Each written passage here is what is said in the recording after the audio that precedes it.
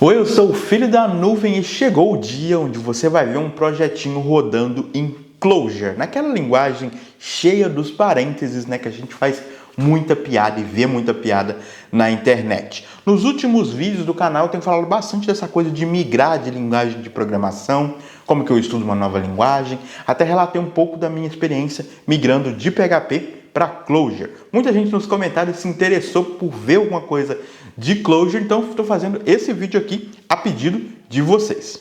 Lembra que eu falei lá no vídeo de como estudar uma linguagem de programação nova? Tinha uma das últimas etapas que era fazer um projetinho, fazer um projeto bem simples mesmo, nem que seja um CRUD. Então é ele que eu vou apresentar aqui nesse vídeo. O projeto é mais ou menos assim. É basicamente criar uma API simples que se conecta num banco de dados Postgres e faz duas operações. Tem dois endpoints, duas rotas, como se fosse parte do Twitter. O primeiro endpoint seria para fazer um tweet, ou seja, criar um post, né, salvar um tweet numa base de dados. E o segundo seria um endpoint para buscar todos os tweets de uma conta. Como esse projeto é pequeno e bem simples, eu resolvi usar Docker Compose. No dia a dia, a gente acaba usando em Clojure muito uma parada que chama REPL. Eu posso trazer isso em outros vídeos, mas eu acabei nem usando aqui nesse projeto. Eu fiz com o Docker e as ferramentas que eu vou mostrar aqui no vídeo. Mas no Docker Compose, o que importa pra gente aqui é que eu fiz uma definição de um container para o banco de dados.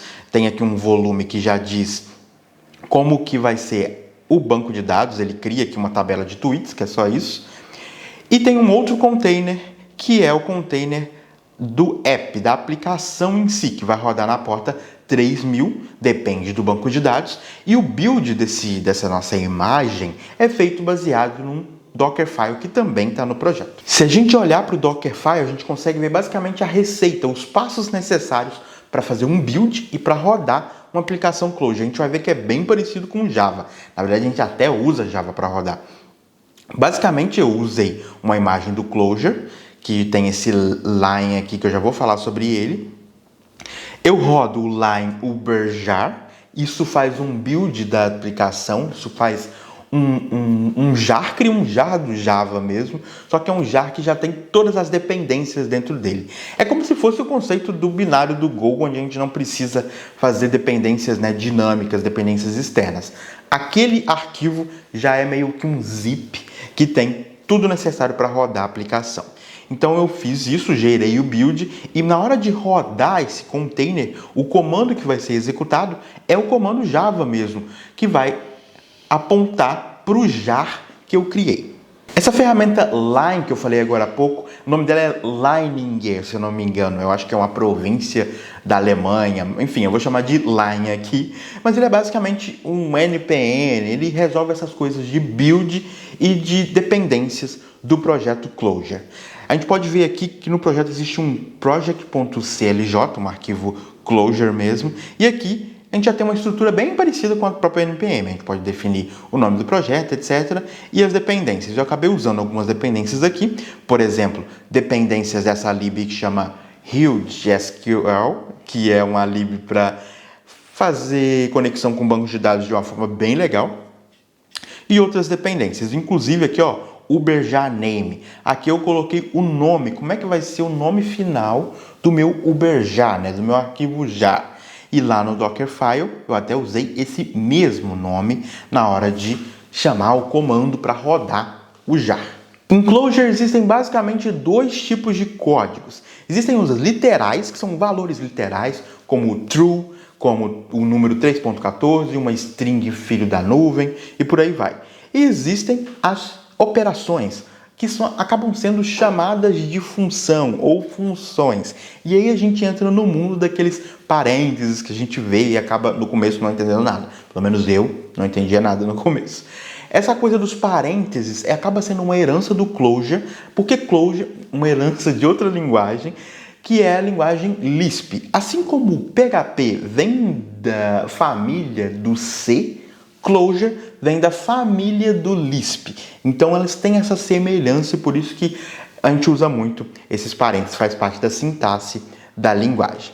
vamos olhar um pouco para código Clojure agora. Eu vou abrir o core.clj, que é onde começa o projeto da API, né? Tem até um método, uma função main aqui, mas a gente não vai se atentar muito nele. Vamos olhar para a linha 15. Na linha 15, a gente tem uma operação. Eu disse que a linguagem Clojure, o código Clojure, era bem focado em literais e operações, mas a maior parte do código vão ser operações, por isso que a gente vê muitos parênteses. Então, nessa linha 15, eu estou fazendo uma chamada de função. Qual função eu estou chamando? A defRoutes. Assim como em toda linguagem de programação, aqui a gente também tem parâmetros para essa chamada de função. Quais são os parâmetros que eu estou passando aqui? Eu estou passando 3 parâmetros. Eu estou passando esse parâmetro aqui, appRoutes, e eu estou passando essas 2 linhas aqui que também são parâmetros, a gente já vai chegar lá. O primeiro parâmetro define como se fosse uma variável que vai guardar todas as rotas da minha API. Então, parece simples. Depois disso, eu poderia passar quantos parâmetros eu quisesse. Mas vamos dar uma olhada na linha 17. O que esse parâmetro aqui representa? Ele vai representar uma rota, né? Uma rota que vai ser guardada no appRoutes. Mas, além disso, ele representa outra coisa. Ele representa uma nova chamada de função, uma nova operação. Qual função eu estou chamando aqui? A função get. E a função get também tem os seus parâmetros. Eu quero definir uma rota get, o que eu tenho que passar? Eu tenho que passar, por exemplo, uma string, um literal, que define a URI ou a URL dessa rota. Eu vou passar uma lista vazia aqui nesse caso, mas poderia ser uma lista com argumentos dessa rota. E além disso, eu vou passar também esse identificador aqui, que é o quê? É a definição de uma função. Toda vez que alguém fizer /tweets, no fim das contas vai ser chamada uma função. Essa função é a getTwitterHandler. Aqui eu só estou dando o nome da função, passando o identificador da função. Ela não está sendo chamada aqui. Se ela fosse chamada aqui, o que ia acontecer é isso daqui. As chamadas de função em Clojure usam o parênteses. Eu não estou usando o parênteses. Eu estou só dando o nome da função. Então, eu estou só passando a função como se fosse o callback que a gente via muito em JavaScript antigamente. Então, essa linha 17 define uma nova rota e acaba sendo uma chamada de função. Se a gente voltar para a linha 16, a gente tem uma outra definição, a definição do post. E é bem parecido. Chama a função post, passo o URI, tem uma lista vazia aqui que eu não vou usar. Só que aqui, olha só, ao invés de eu passar só o identificador do handler, só a função, eu meio que estou fazendo um middleware, eu meio que estou decorando essa função que eu vou passar. Essa função ela precisa trabalhar com JSON, então eu acabei fazendo uma nova chamada de função, que é essa função aqui, wrapJSONBody, e ela recebe alguns parâmetros, recebe a função original, recebe aqui um objeto com um mapa, né, com algumas configurações, mas o ponto aqui é que a diferença da linha 16 para 17 é que a 17 eu passei a função que eu criei, a função crua, getTwitterHandler, e na linha 16 eu tive que usar um middleware, eu incrementei, eu coloquei esteroides nessa função que eu criei para que ela trabalhasse com JSON. Então tá vendo? É tudo sobre chamadas de função, mas no fim das contas isso retorna valores do mesmo jeito, parâmetros do mesmo jeito, mas é uma forma bem legal de pensar nas coisas, é tudo orientado a funções.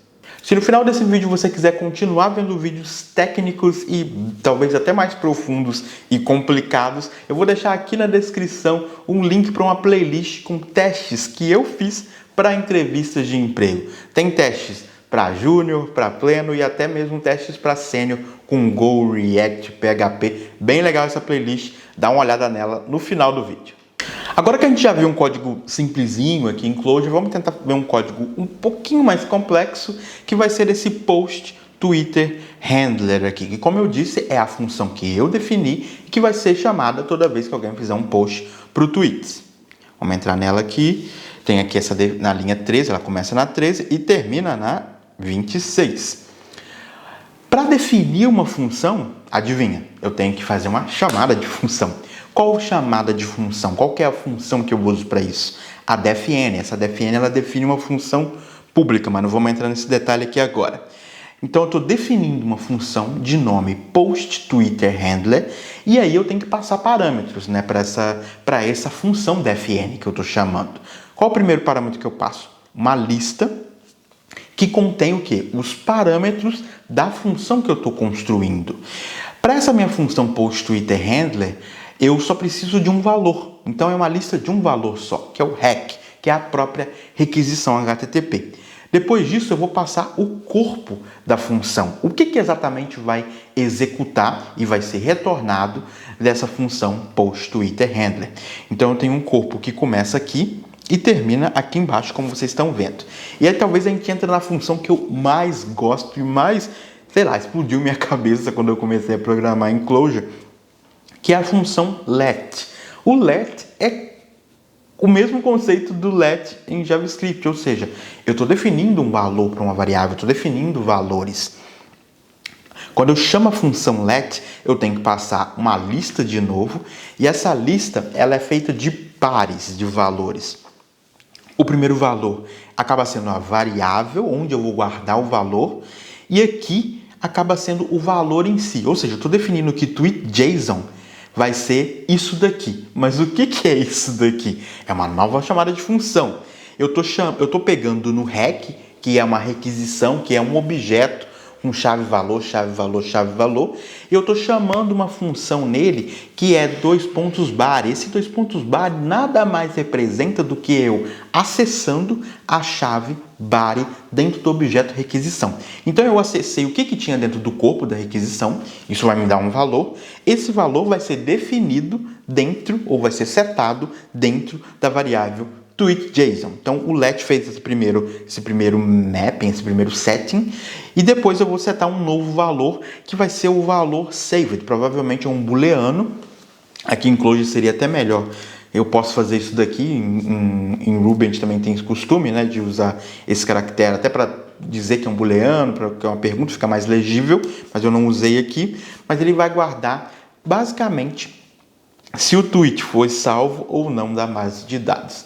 E o que vai definir esse valor? É essa chamada de função toda aqui, que começa com um try-catch, mas vamos se atentar na linha 17, que acaba sendo a chamada do post-tweet.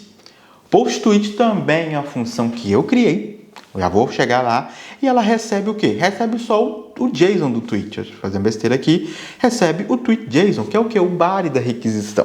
Parece complexo, mas não é. Eu peguei o body da requisição, guardei no tweet JSON, e agora eu estou passando esse tweet JSON através de uma chamada de função PostTweet. Guarda esse tweet na base de dados.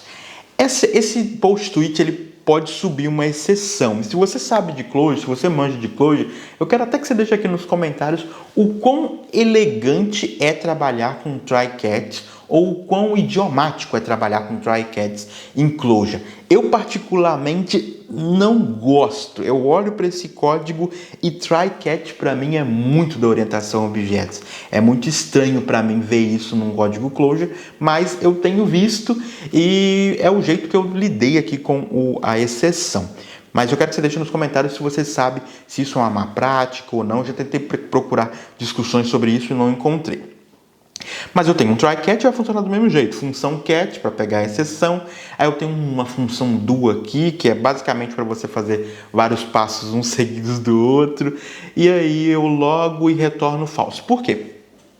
É importante também entender que se eu chegar aqui no catch, eu vou retornar false, porque a última coisa da chamada dessa função aqui é false e o false vai entrar no saved. Agora, se tudo der certo aqui, o resultado do post-tweet vai ser gravado no saved. E a gente vai ver que ele acaba sendo um booleano e tal. É complexo, será? Talvez esse vídeo esteja ficando um pouco complexo demais, mas é por isso que eu escolhi um exercício, um problema bem pequeno. Vamos entrar agora na post-tweet para a gente terminar nossa jornada aqui. O post-tweet ele é uma função normal também, não tem nada de especial. Só tem um detalhe que é o primeiro parâmetro acaba não sendo a lista de argumentos. Eu posso opcionalmente colocar uma string, um literal como primeiro parâmetro, só por questões de documentação. Isso daqui é só uma documentação da função. Depois disso eu tenho a lista de argumentos, que tem só um valor também, que acaba sendo o próprio tweet, que eu recebi de cima, né? E aí eu vou usar o let de novo para definir uma variável isValid, ou seja, será que esse tweet está válido? Como que eu descubro se o tweet está válido? fazendo uma chamada de função para uma função que eu chamei, que eu defini, chamada validateTweet. Então, validateTweet recebe o tweet. Vamos ver o que tem dentro do validateTweet. O validateTweet é bem legal porque, assim, no fim das contas, o resultado, o retorno do validateTweet é o mesmo retorno de uma chamada de função, a função AND. A operação lógica AND, né? A gente sabe que quando a gente tem um AND, todos os predicados, todas as preposições precisam ser verdadeiras. Se alguma coisa for falsa, esse AND vai dar false. Então, para validar um tweet, a gente sabe que o tweet não pode ser vazio. A gente sabe que o corpo do tweet, eu acho que isso daqui tá até errado, tá? Vou corrigir aqui. Tempo de execução. O corpo do tweet não pode ser vazio.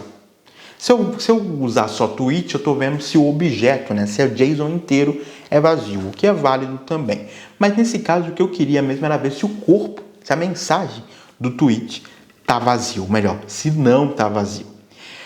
Não pode estar vazio. A contagem, né, o length desse corpo tem que estar entre um mínimo e um máximo, que eu defini aqui em cima, como 1,144, 140. E outros predicados aqui.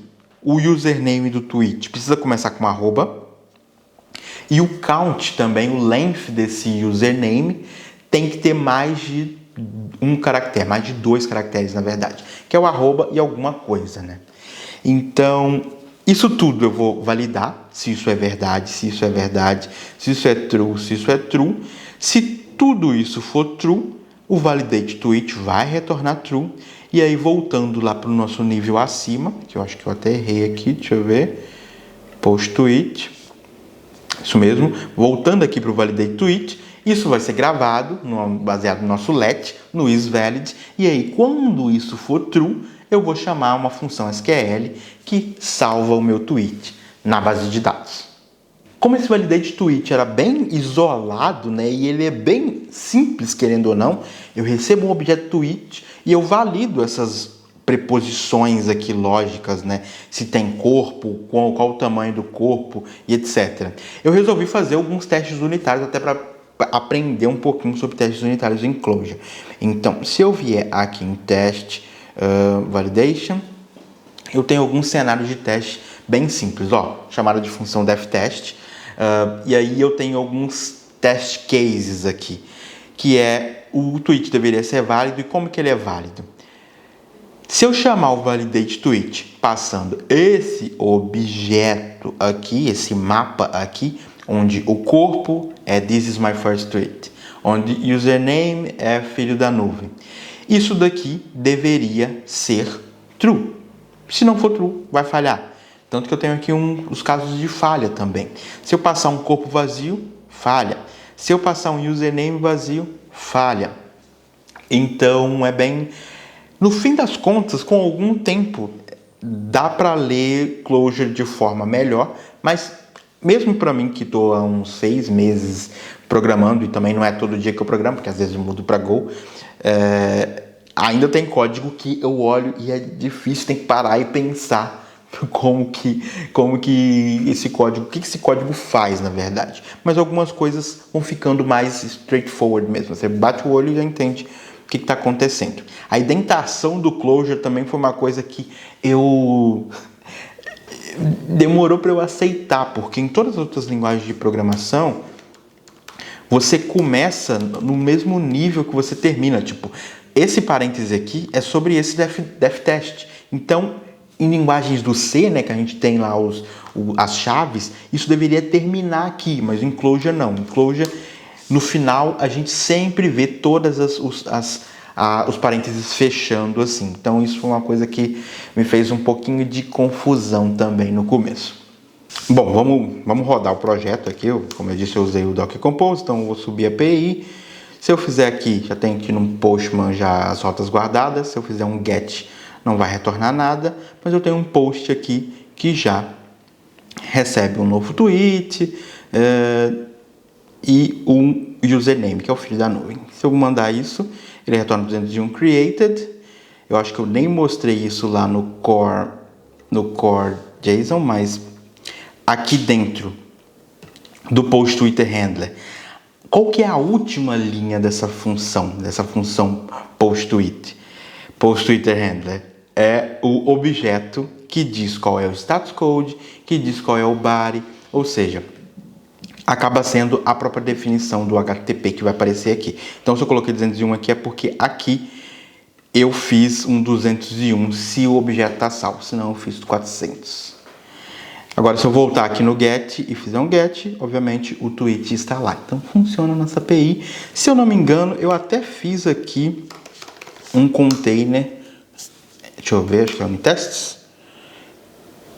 Eu não posso passar com um D. Deixa eu voltar aqui. Eu fiz um container para rodar os testes dentro do container também, mas como eu mostrei, tem pouquíssimos testes. Tem 2 testes contendo 4 sessões. Mas eu vou deixar o link também para esse repositório que está público no GitHub. Se você quiser baixar e tentar brincar um pouquinho, escrever um pouco de código, vou deixar na descrição também. Escrever código funcional assim é bem disruptivo para mim, porque como eu falei nos últimos vídeos, estou deixando aqui na descrição também, a minha academia, o meu background é de orientação a objetos. Então, se eu tivesse que fazer alguma coisa para conectar no banco de dados, eu pensaria num padrão Data Access Object ou repositórios, né? Então, aqui pensar muito mais nas funções e não nos tipos é bem diferente para mim. Mas querendo ou não, é bem mais simples também. Criar testes para esse tipo de programação funcional é bem mais fácil do que para orientação a objetos. Na orientação a objetos a gente tem principalmente as questões dos mocks, que são muitas dependências, só para construir o objeto. Eu até fiz um vídeo bem legal sobre mocks, a dificuldade que isso é. Expliquei de uma forma bem simples, vou deixar também aqui na descrição desse vídeo. Mas eu quero que você deixe aqui nos comentários se você conseguiu acompanhar quão complicado foi entender essa coisa do Clojure aqui nesse vídeo. De 1 a 3, 1 foi fácil, 3 foi complicado. O que você me diz sobre o seu entendimento aqui do Clojure, se deu para acompanhar o código? E no mais, eu vejo você no próximo vídeo aqui do canal. Tchau!